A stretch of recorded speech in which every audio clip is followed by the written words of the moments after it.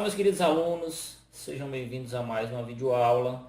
Daremos continuidade ao assunto progressões e nessa aula de hoje nós falaremos das progressões geométricas, tá? Abreviação aqui de PG, tá? Se a gente se referir a PG, saibam que nós estamos falando das progressões geométricas.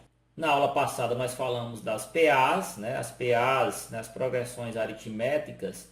Eu obtinha o segundo termo, o terceiro termo, o quarto termo, sempre somando um valor fixo que eu chamava de razão R ao termo anterior, né? No caso da PG, eu vou obter o segundo termo, o terceiro termo, o quarto termo, sempre multiplicando, ou seja, através do produto, por um único número, que eu também chamo de razão, no caso aqui razão da PG, só que eu represento ele pela letra Q, né? O Qzinho é o Q minúsculo, tá? Então, alguns exemplos, eu tenho aqui uma sequência numérica.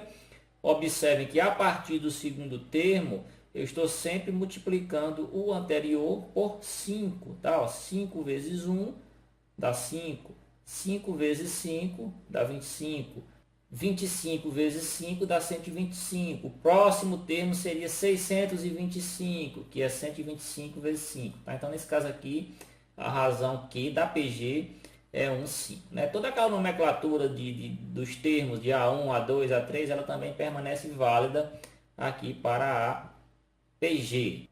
Outro exemplo, eu tenho aqui uma sequência numérica, 2, menos 4, 8, menos 16, tá? Se você observar, eu estou sempre multiplicando o número anterior por menos 2. Observem aqui, ó, 2 vezes menos 2 dá menos 4. Menos 4 vezes menos 2, né? O jogo de sinais fica positivo, 2 vezes 4 dá 8.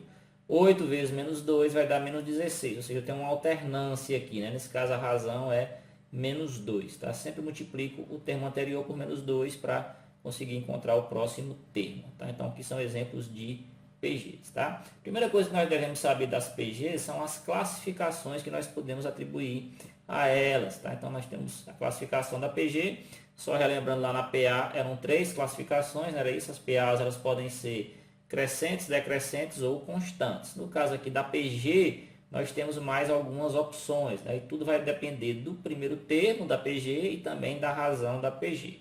Vamos ver aqui alguns exemplos.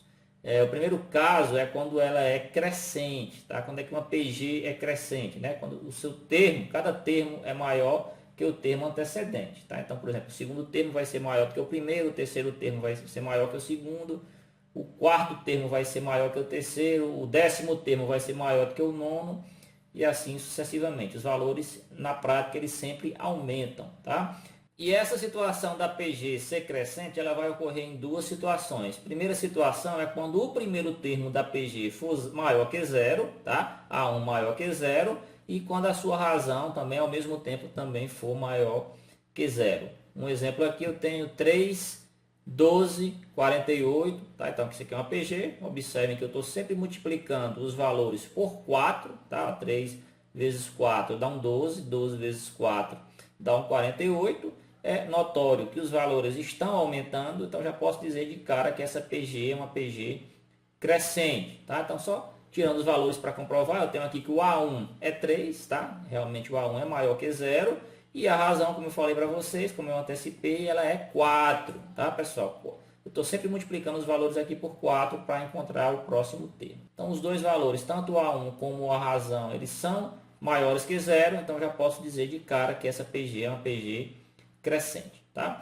Outro caso, pessoal, é quando o A1 for menor que zero, tá, turma? Então, quando o A1 for menor que zero e, ao mesmo tempo, a razão ela estiver posicionada aqui entre o zero e entre o 1. Ela tem que ser maior que zero, ela não pode ser o zero, ela tem que ser maior que zero, mas, ao mesmo tempo, essa razão ela deve ser menor que 1. Então, ela vai ser, na prática, um número que não é inteiro, tá? Vai ser um número aí posicionado, um número decimal posicionado entre o 0 e o 1, né? Sendo maior que 0 e menor que 1. Então, vamos ver um exemplo para ficar mais claro para vocês. Então, observem aqui.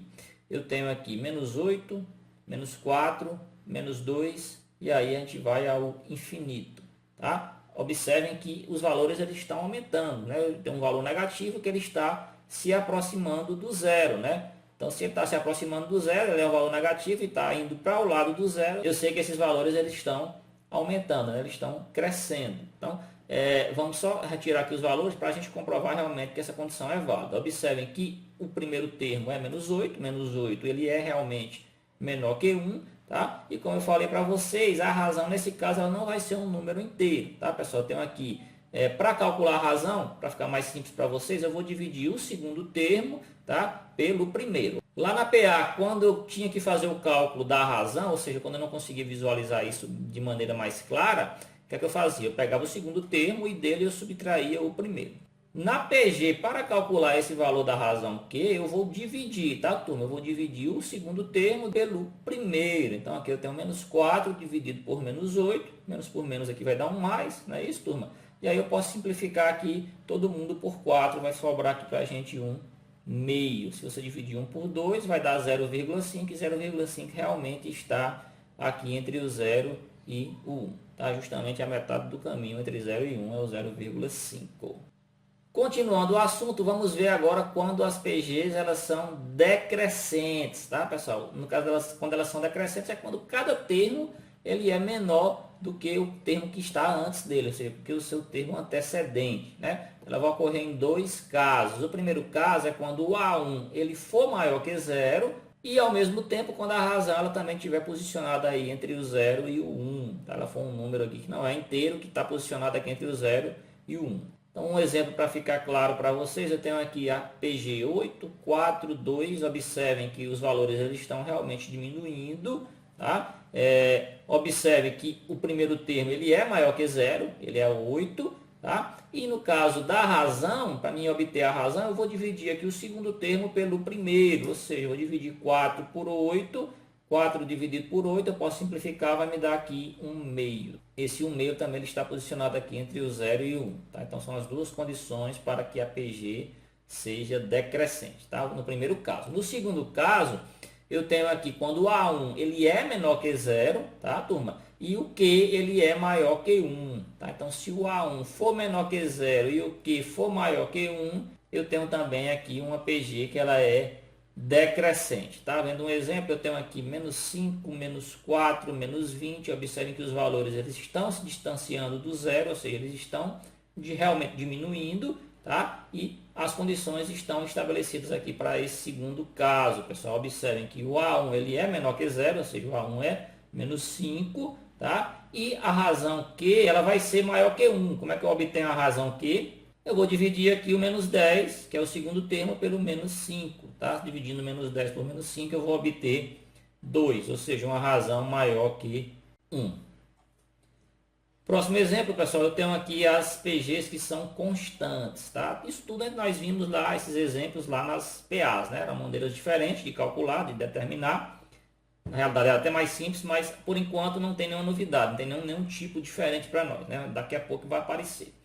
Mas no caso aqui das PGs constantes, é aquele caso que os valores, os termos, eles não se modificam, né? Infinitamente eles se repetem o mesmo valor. Ele também vai ocorrer em dois casos. O primeiro caso, independente do valor de A1, quando o Q for 1, ou seja, quando a razão for 1, eu tenho uma PG constante. Então nós temos aqui uma PG que é constante. Observem que os valores se repetem infinitamente. O valor do A1 ele é indiferente para mim, nesse caso aqui não importa se a razão for 1. Né? Então, observem que a razão, nesse caso aqui, ela vai ser 1. Né? Qualquer valor que eu multiplicar por 1 vai ser sempre ele mesmo, ou seja, o valor não modifica.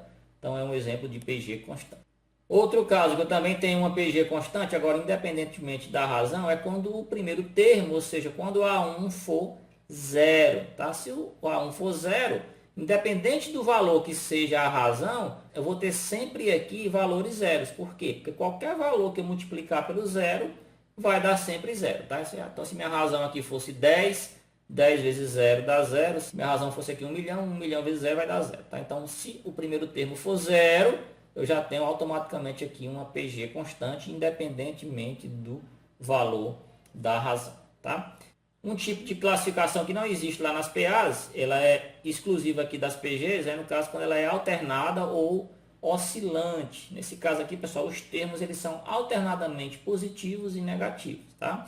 Ela vai ocorrer quando o Q ele for menor que 0, tá? Independentemente do valor de A1, se o Q for negativo, ou seja, se a razão for negativa, eu vou ter uma PG que ela é oscilante ou alternada, tá, pessoal? Um exemplo tá aqui, ó, 7 menos 21 mais 63, o próximo seria menos 189 e assim vai sempre alternando, tá, pessoal? Tem um positivo, um negativo, um positivo, o próximo seria negativo, o próximo seria positivo, e aí a gente vai alternando aqui os sinais entre mais e menos, né, positivo e negativo. Então, como falei para vocês, o A1 não influencia em nada, no caso aqui quem vai influenciar para ela ser uma PG alternada é o Q, sendo aqui um valor negativo, tá, pessoal? Então observem que é menos 3, porque se você dividir menos 21 por 7 vai dar menos 3, você calcula a razão e a partir do valor dessa razão, para qualquer termo aqui para frente, você consegue calcular apenas multiplicando, né? Como eu falei para vocês, se você pegar aqui o 63 e multiplicar por menos 3, você vai ter aqui menos 189, tá? O próximo valor já seria um valor positivo, que seria menos 189 vezes menos 3, tá? Então esse aqui é um exemplo de PG alternada ou oscilante. Fechando a aula de hoje, pessoal, nós vamos falar aqui agora da PG estacionária, tá? Ela é uma PG constante a partir do segundo termo, tá, pessoal? Então ela vai ocorrer quando o A1 ele for diferente de zero, tá, pessoal? O A1 pode ser qualquer valor, com exceção do zero, e no caso quando o Q for zero, tá, pessoal? Então, por exemplo, nós temos aqui essa PG onde o primeiro termo é 9, tá? E a razão que ela é zero. Observem, 0 vezes 9 vai dar 0, 0 vezes 0 vai dar 0, 0 vezes 0 vai dar 0. Daqui para frente, a partir do segundo termo, todos os outros termos vão ter valor zero, tá, turma? Então é o caso aqui de uma PG estacionária, tá? A1 diferente de zero e o restante, todos os outros valores vão ser, todos os outros termos vão ter valor zero.